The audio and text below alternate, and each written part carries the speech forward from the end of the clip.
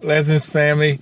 I hope you're having a wonderful day. I have declared today to be talk yourself into it. Tuesday is actually part 9, and these words to live by are inspired by Joshua chapter 14, verses 7 through 13. Yeah, I had to come back.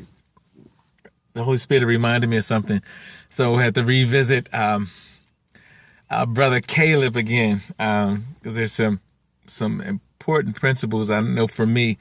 I pray that they will be a blessing for you. It says, this is Caleb's, I'm talking to Joshua. He said, I was 40 years old when Moses, the servant of the Lord, sent me from Kadesh Barnea to scout out the land of Canaan. And I brought a report back to him as it was in my heart. My brothers, my fellow spies who went up with me, made the heart of the people melt with fear. But I followed the Lord my God completely. So Moses swore an oath to me on that day, saying, be assured that the land on which your foot has walked will be an inheritance to you and to your children always, because you have followed the Lord my God completely. And now, look, the Lord has let me live, just as he said, these 45 years since. Wow, that's just awesome right there. Since today. And it says, these 45 years since the Lord spoke this word to Moses, when Israel wandered in the wilderness. And now look at me. I am 85 years old today. Oh, it was his birthday. How about that? I didn't notice it the first time. Anyway, verse 11. This is a desire of mine. It says, I am still as strong today as I was the day Moses sent me. As my strength was then, so is my strength now. For war, for going out and coming in. He was still strong. He was Caleb strong. I like that. Anyway, verse 12. This is where it gets even better. It says, so now, give me this hill country, or some translation says, give me this mountain. It says, give me this hill country about which the Lord spoke that day. For you heard on that day that the giant like Anakim were there. He wasn't even scared either. With great fortified cities. Perhaps the Lord will be with me, and I shall drive them out just as the Lord said.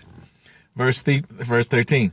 So Joshua blessed him and gave Hebron to Caleb, the son of Jephunneh, as an inheritance. Now, what does all that mean? Well, let me tell you what it means to me.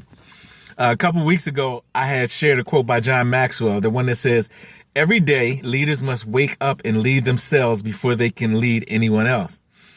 And I also shared a couple weeks ago that Caleb was from the tribe of Judah, and Judah means praise. And my point saying that was that in order to lead, we may have to first talk ourselves into leading. But before we can even talk ourselves into leading, we may have to initiate that conversation with praise. Now, from what I read today, three things that the Holy Spirit had pointed out to me were, number one, Caleb shared what was in his heart. And although the majority of the spies had a negative report, he declared what he saw in his heart and what he believed was possible. In other words, Caleb had vision and purpose. He wasn't afraid, and he wasn't afraid to share what he believed. He didn't care who laughed at him. He just, look, we can take the land. Number two, Caleb's heart was loyal to God. He followed God completely. He said it, and even Moses said it. And obviously Joshua was with him, so I know Joshua knew it as well. He followed God's heart completely. And Holy Spirit reminded me, it says that God will strengthen those whose hearts are fully committed to him. That's in 2 Chronicles 16:9. And God promises that if we're willing and obedient, we will eat the good of the land. That's in Isaiah 1:19. Number three, Caleb was convinced, and he was as convinced and confident as 85 as he was when he was 40. And that's because he had more than 45 years experience at having conversations with himself and talking himself into things. So my last point is, when God has promised us something and we've put in the work for it, the only thing left for us to do is to ask for it, even if it means we have to talk ourselves into asking for it. However, before we ask for it, we have to remember that it belongs to us. It's been promised to us. So again, it's Talk Yourself Into It Tuesday, family. So let's ask for what is ours once we have met the qualifications. These have been words to live by. It was a blessing sharing them with you.